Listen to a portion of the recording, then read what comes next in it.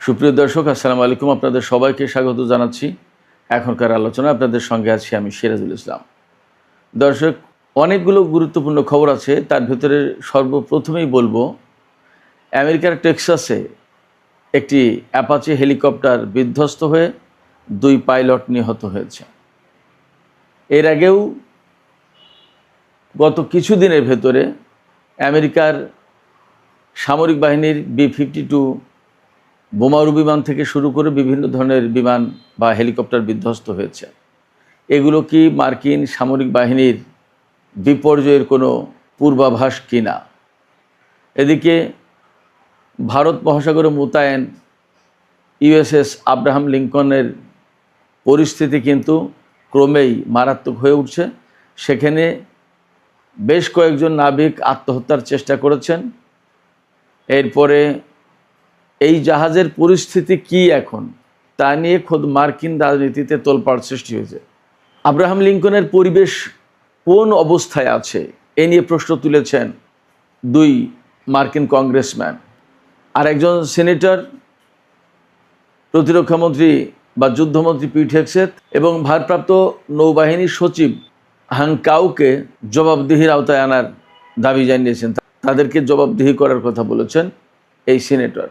এদিকে মার্কিন president Donald Trump দাবি করছেন হরমুজ প্রণালী তাদের কন্ট্রোলে আছে, পরিপূর্ণ কন্ট্রোলে আছে, হরমুজ প্রণালী উন্মুক্ত আছে এবং হরমুজ প্রণালী নিয়ন্ত্রণের কোনো অবস্থায় ইরান নেই। তাদের সামরিক বাহিনী নেই, নৌবাহিনী নেই, বিমান বাহিনী নেই এবং IRGCর কিছু লোক আছে, তাদেরকে ইরান সরকার বেতন দিতে পারছে না।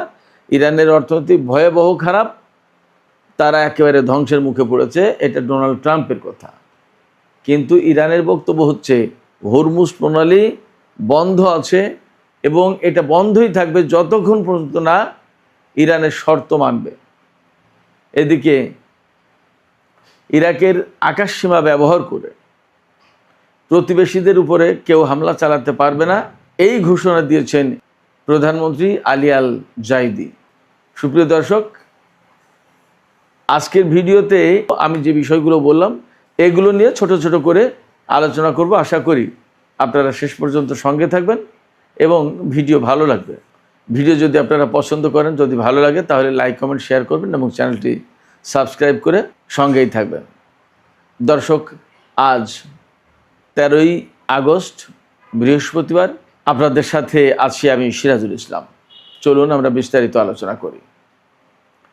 প্রথম যে আলোচনা সেটা হচ্ছে টেক্সাসের মধ্যাঞ্চলে সালাডো এলাকায় আমেরিকার একটি সর্বাধুনিক এবং সবচেয়ে উন্নত মানের অ্যাটাক হেলিকপ্টার AH-64 অ্যাপাচি, এই মডেলের একটি হেলিকপ্টার ধ্বংস হয়েছে, বিধ্বস্ত হয়েছে। হেলিকপ্টারটি কোথা থেকে কোথায় যাচ্ছিল এবং কেন, কি বিষয়, কিচ্ছু বিস্তারিত জানা যায়নি। এটা জাস্ট বাংলাদেশ টাইম গত রাতের 12:30টার দিকের ঘটনা। এই হেলিকপ্টারটি কিন্তু বেশ অনেক বড় হেলিকপ্টার। একটা হেলিকপ্টারেই একসাথে বহন করা যায় 16টি হেলফায়ার মিসাইল, 76টি রকেট এবং 30 মিলিমিটার সাইজের 1200 গুলি। আপনারা চিন্তা করেন তাহলে এই সমস্ত সরঞ্জাম বহন করতে হলে হেলিকপ্টারটির সাইজ কেমন হয়। এই হেলিকপ্টারে ছিল 2 জন পাইলট, 2 জনই মারা গেছে। শুধু তাই না, এই হেলিকপ্টারটি যখন বিধ্বস্ত হয়ে একটা মাঠের ভেতরে পড়ে, সেখানে ভয়াবহ রকমের আগুন ধরে যায় এবং এই আগুন থেকে 100 একর জমি পুড়ে গেছে। 100 একর। একটা হেলিকপ্টার বিধ্বস্ত হয়ে লাগা আগুন থেকে 100 একরে জমি পুড়ে গেছে এবং দুর্ঘটনার প্রায় 5-6 ঘন্টা পরেও আগুন 45% নিয়ন্ত্রণে এনেছিল। খবরটা এরকম। এখনও আগুন পুরোপুরি কন্ট্রোলে আনতে পেরেছে কিনা আমরা শিওর না। এই হেলিকপ্টার বিধ্বস্ত হয়েছে। এরকম 2-1টা হেলিকপ্টার বিধ্বস্ত হওয়াটা খুব একটা অস্বাভাবিক কিছু ব্যাপার তা কিন্তু না। কিন্তু প্রশ্ন আসছে যেখানে, সেটা হচ্ছে যে কিছুদিন আগে মার্কিন B-52 বোমারু বিমান ধ্বংস হয়েছে এবং আজকে এই হেলিকপ্টার বিধ্বস্ত হলো। এর ভেতরে আরও বেশ কিছু ঘটনা আছে।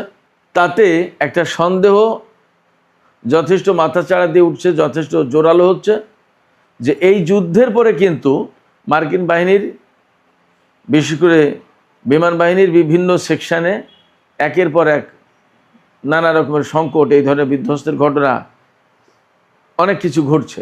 এ থেকে সন্দেহ হচ্ছে যে ইরান যুদ্ধের পরে কি এমন কোনো জটিলতার ভেতরে মার্কিন সামরিক বাহিনী পড়েছে কিনা, যার প্রেক্ষাপটে মার্কিন সামরিক বাহিনীতে, বিশেষ করে বিমান বাহিনীতে এই ধরনের বিমান বা হেলিকপ্টার দুর্ঘটনার প্রবণতা বা সংখ্যা একের পর এক বেড়েই চলেছে।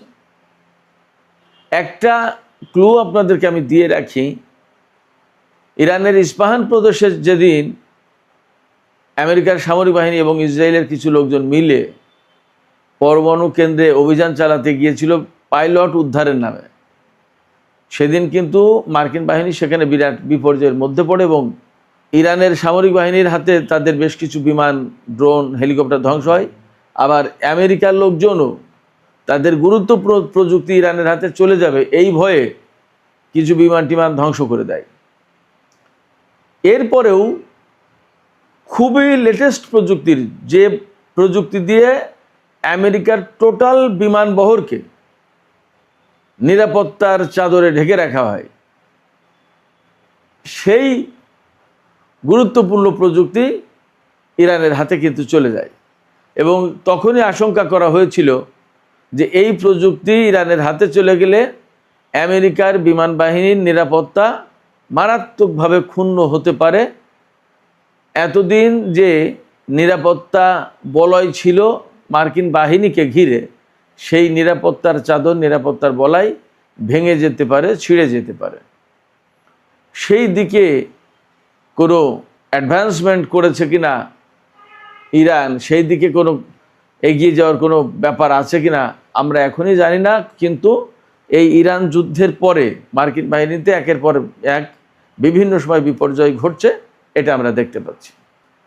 মার্কিন বাহিনীর এই সংকটের কথা আমরা যখন আলোচনা করছি, তখন আব্রাহাম লিঙ্কন, আমেরিকার সবচেয়ে বড় যে সমস্ত বিমানবাহী রণতরী, তার ভেতরে দ্বিতীয়, জেরাল্ড আরফোর্ড সবচেয়ে বড়, তারপরে দ্বিতীয় এই আব্রাহাম লিঙ্কন যুদ্ধজাহাজ বা বিমানবাহী রণতরী।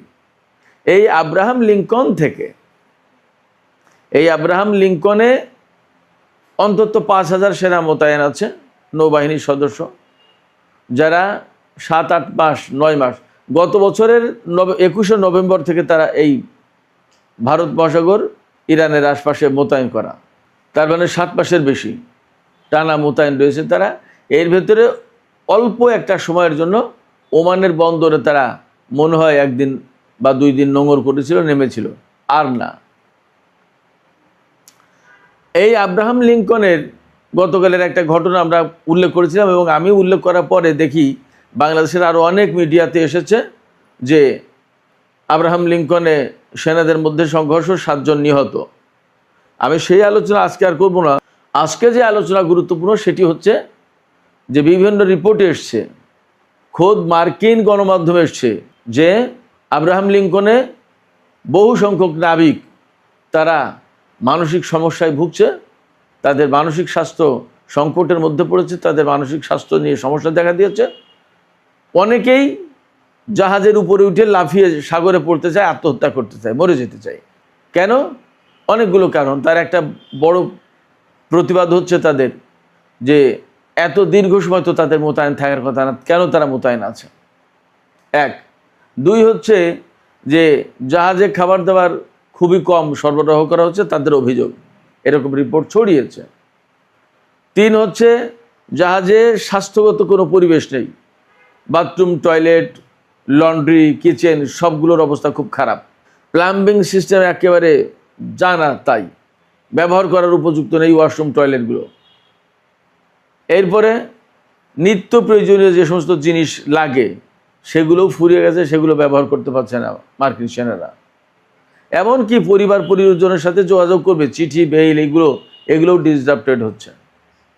এবং এইগুলো শুধু নাবিকদের পক্ষ থেকে না, এগুলো এই যে আব্রাহাম লিঙ্কনে মোতায়েন যে 5,000 সেনা, তাদের ভিতরে অন্তত 200 পরিবারের সদস্য এই কয়েকদিন আগে আমেরিকার স্যান্টিয়াগো ঘাঁটিতে মার্কিন নৌবাহিনীর যে ভারপ্রাপ্ত সচিব হাংকাউ, তার সাথে বৈঠকে বসেছিল, মিটিংয়ে বসেছিল।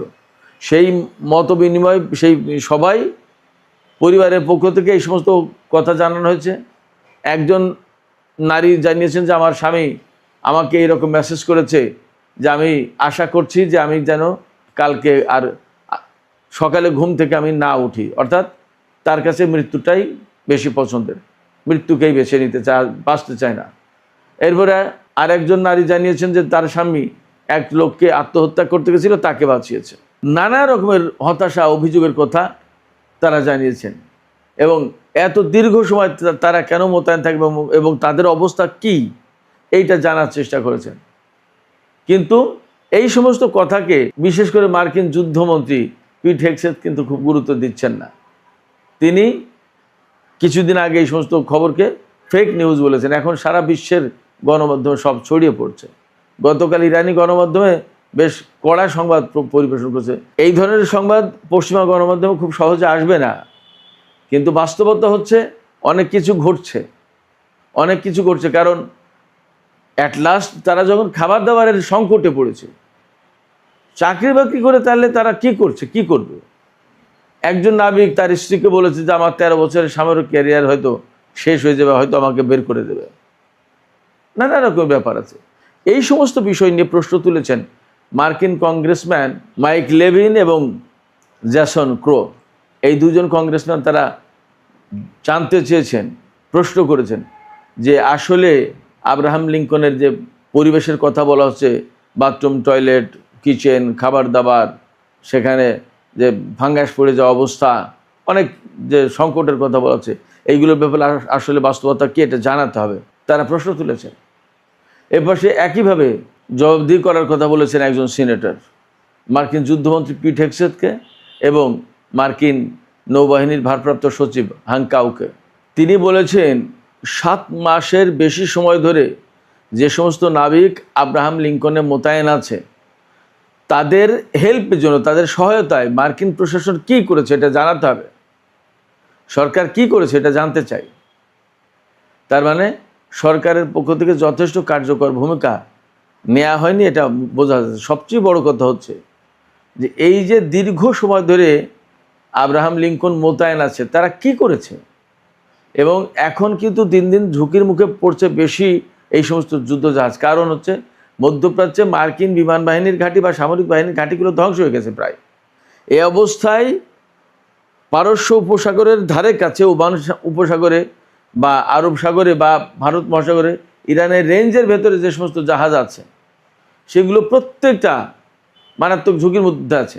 এবং ইরানের সামরিক বাহিনীর পক্ষ থেকে কিন্তু কয়েকদিন আগে ঘোষণা করা হয়েছে যে আমরা মার্কিন নৌবাহিনীর বিরুদ্ধে যুদ্ধের একদম 0 আওয়ারের কাছাকাছি, যে কোনো সময় হয়তো বড় রকমের যুদ্ধ শুরু হয়ে যাবে। এবং মার্কিন প্রেসিডেন্ট ডোনাল্ড ট্রাম্প ঘোষণা দিচ্ছেন কি, তিনি তো আসলে কি বলবো, অনেকটা কল্পনা জগতেও থাকেন হয়তোবা। তিনি বলেছেন হরমুজ প্রণালী আমেরিকার নিয়ন্ত্রণে আছে এবং হরমুজ প্রণালী সম্পূর্ণভাবে খোলা আছে, তেলের প্রবাহের কোনো সমস্যা নেই। আর তিনি আরও বলেছেন যে এই হরমুজ প্রণালী আটকে রাখার মতো ক্ষমতা ইরানের নেই, তাদের নৌবাহিনী নেই, তাদের বিমান বাহিনী নেই, তাদের সামরিক বাহিনী প্রায় শেষ, যে কয়জন আছে তাদের বেতন দিতে পারছে না ইরান সরকার, এবং ইরানের অর্থনৈতিক অবস্থা খুবই খারাপ। এই অবস্থায় ইরান টিকতেই পারবে না, কিছুই করতে পারবে না। একই সাথে তিনি বলেছেন হরমুজ প্রণালী বা ইরানের বন্দরগুলোর উপরে যে আমেরিকা ব্লকেড সৃষ্টি করে রেখেছে, এই ব্লকেড অব্যাহত থাকবে, চলবে। ইরানের পক্ষ থেকে বলা হচ্ছে আমেরিকার এই ব্লকেড যদি না সরায় তাহলে তারা কনফ্রন্টেশনে যেতে বা সংঘর্ষে যেতে প্রস্তুত রয়েছে এবং তারা হয়তো সে কাজ শুরু করবে।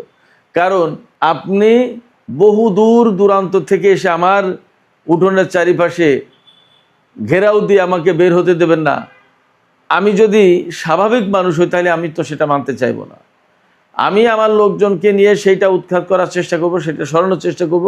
অন্ততপক্ষে আমি তো অবশ্যই চেষ্টা করব যে আমার বাড়ির সামনে ঘেরাও থাকবে কেন, এটা স্বাভাবিক ব্যাপার। আমেরিকা যেহেতু 7 সমুদ্র 13 নদী পার হয়ে এসে ইরানকে আটকে দেওয়ার চেষ্টা করছে, এবং ইরান তো একেবারে ছোটোখাটো শক্তি নেশা, তো আমরা সবাই দেখতেই পাচ্ছি। এই অবস্থায় ইরানকে যদি তারা ব্লকেড করে রাখার চেষ্টা করে, অবরুদ্ধ করে রাখার চেষ্টা করে, তাহলে ইরান হয়তো ফাইনালি তাদের বিরুদ্ধে বড় রকমের লড়াই শুরু করবে এবং এই সমস্ত জাহাজ, এই আব্রাহাম লিঙ্কন থেকে শুরু করে অনেকগুলো জাহাজ প্রচণ্ড ঝুঁকির মুখে পড়বে, এখানে নাবিকদের জীবন হুমকির মুখে পড়বে, ঝুঁকির মুখে পড়বে, এমন কথা মোটামুটিভাবে বিশ্লেষণ থেকে বলা যায়। সেই জায়গায় সিনেটর যে মার্কিন যুদ্ধমন্ত্রী পিট হেগসেথ এবং নৌবাহিনীর ভারপ্রাপ্ত সচিব হাংকাউকে জবাবদিহি করার কথা বলছেন, তিনি জানতে চেয়েছেন তাদের কাছে মার্কিন সরকার কি করেছে তাদের নিরাপত্তার জন্য, তাদের জীবনের ঝুঁকি কমানোর জন্য। ফ্যাক্ট হচ্ছে যে পরিস্থিতি দিন দিন তৈরি হচ্ছে, তাতে তাদের ঝুঁকি কমানো তো পরে কথা, তাদের ঝুঁকি বাড়ছে, এতে কোনো সন্দেহ নেই। সুপ্রিয় দর্শক, এখন আমি ছোট্ট আরেকটি বিষয়ে আলোচনা করে এই ভিডিও শেষ করব। সেটি হচ্ছে ইরাকের প্রধানমন্ত্রী আলী আল জাইদি গত রাতে তিনি কয়েকটি সামরিক ঘাঁটি ঘুরে দেখার চেষ্টা করেছেন এবং সেখানে সেনা কর্মকর্তাদের সাথে মত বিনিময় করেছেন এবং ইরাকের আকাশ প্রতিরক্ষা ব্যবস্থা জোরদারের ব্যাপারে তিনি বিশেষ গুরুত্ব আরোপ করেছেন এবং তিনি বলেছেন যে ইরাকের আকাশ প্রতিরক্ষা ব্যবস্থা উন্নত করা হবে। একই সাথে তিনি বলেছেন যে ইরাকের আকাশ সীমা কোনো মতেই ব্যবহার করতে দেবেন না প্রতিবেশীদের হামলার ব্যাপারে। এখন প্রশ্ন আছে যে ইরাকের আকাশ সীমা কে ব্যবহার করতে চাচ্ছে এবং ইরাকের কোন প্রতিবেশীর বিরুদ্ধে? এটি কি এমন যে জর্দান থেকে বা ইসরায়েল থেকে বা সৌদি আরব থেকে ইরাকের আকাশের উপর দিয়ে ইরানে হামলা করবে আমেরিকান বাহিনী, নাকি ইরান থেকে জর্দান, সৌদি আরব বা অন্য কোথাও হামলা চালাবে, তখন ইরাকের আকাশসীমা ব্যবহারের প্রশ্ন আসবে? অর্থাৎ ইরাকের আকাশের উপর দিয়ে ইরানের ক্ষেপণাস্ত্র, ড্রোন এগুলো যেতে পারে, সেগুলো ব্যবহার করতে দিতে চান না। কোনটা পরিষ্কার না। তবে ইরাকের প্রধানমন্ত্রীর এই বক্তব্য থেকে হয়তো বা একটা বিষয় পরিষ্কার হচ্ছে অনেকটা, সেটা হচ্ছে হয় ইরান হামলা চালাবে অথবা আমেরিকা হামলা চালাবে। তার মানে একটা সংঘর্ষের আশঙ্কা আছে। এমন কথাও কিন্তু আমরা আরও বিভিন্ন জায়গা থেকে আকার ইঙ্গিতে পাচ্ছি এবং মার্কিন প্রেসিডেন্ট ডোনাল্ড ট্রাম্প ইরানের উপরে যে ব্লকেড অব্যাহত রাখার ঘোষণা দিলেন, এ থেকে এখন সংঘর্ষের আশঙ্কা যথেষ্ট জোরদার হচ্ছে, তাতে কোনো সন্দেহ নেই। সুপ্রিয় দর্শক, আজকের আলোচনা এখানে শেষ করতে চাইছি। আলোচনা শেষের আগে আপনাদের কাছে জানতে চাই, আপনাদের মতামত বুঝতে চাই, শুনতে চাই, আপনারা কি মনে করছেন?